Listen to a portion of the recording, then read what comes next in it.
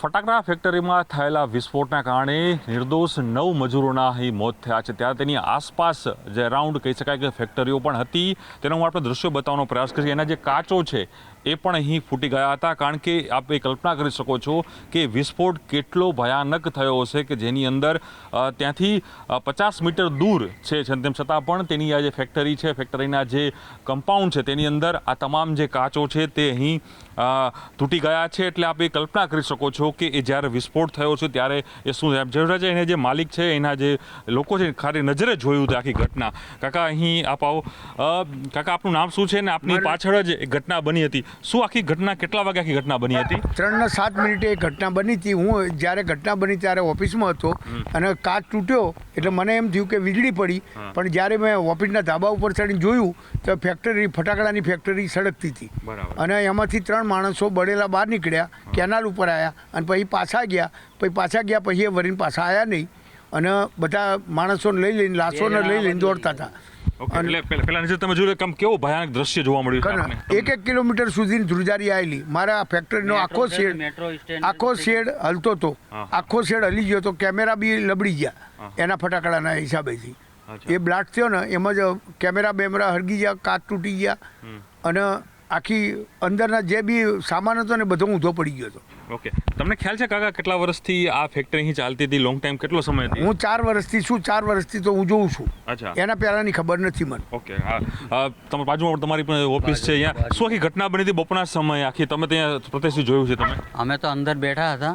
અમને એવું લાગ્યું કે વીજળી પડી તો ભાગ્યા, એકદમ પતરા ઉચકીને નીચે પડી ગયા.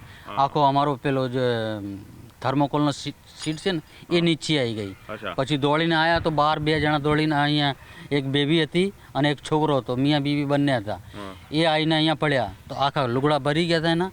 પછી મેં મારા લેડીઝ છે એને લુગડા લાવ્યા, ઓઢાડ્યા. પછી લોકો ફોટો પાડતા હતા, ઓઢાયા એને.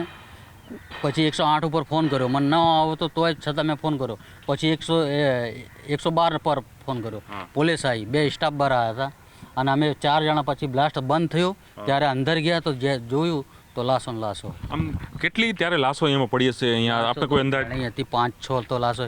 એક પાણી ટાંકી છે ત્યાં હતી, એક બાળક હતો એ પેલા જે લેડીઝ હતા ત્યાંના એ ઉચકીને બાળકને સાઈડમાં મૂકી દીધું.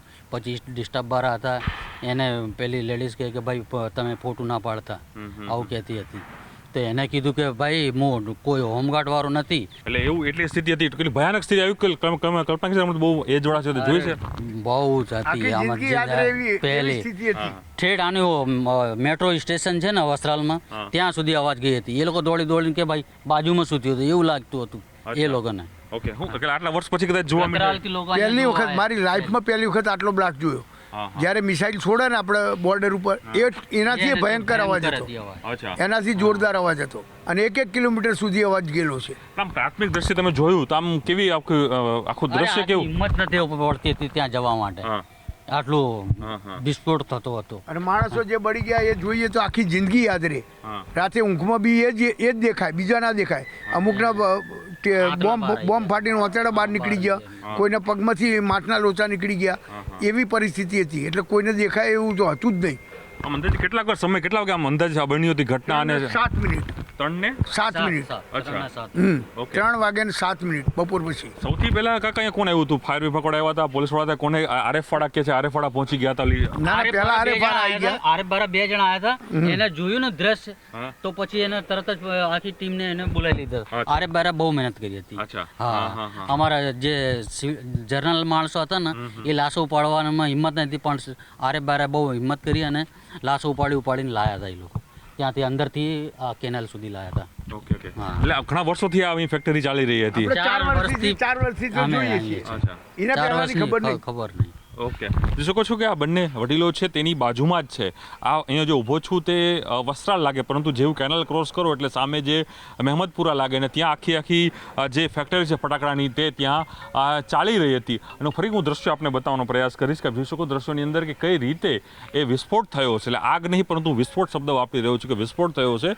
તેના કારણે આખા જે ઓફિસના કાચ છે તે તૂટી ગયા છે. અને જે રીતે અહીંના વર્ણન કરી રહ્યા છે જે પ્રત્યદર્શીઓ કે કઈ રીતની આખી સ્થિતિ છે તે એટલી ખરાબ હતી તેની અંદર લોકો કઈ રીતે બહાર નીકળ્યા હતા, પોતે પોતાની જલેલી બોડી સાથે, એટલે દાઝી ગયેલા લોકો સાથે બહાર નીકળ્યા હતા અને બૂમાબૂમ અહીંયા થઈ ગઈ હતી. એટલે કરુણાંતિ ચોક્કસપણે અહીં મોટી અહીં બની હતી.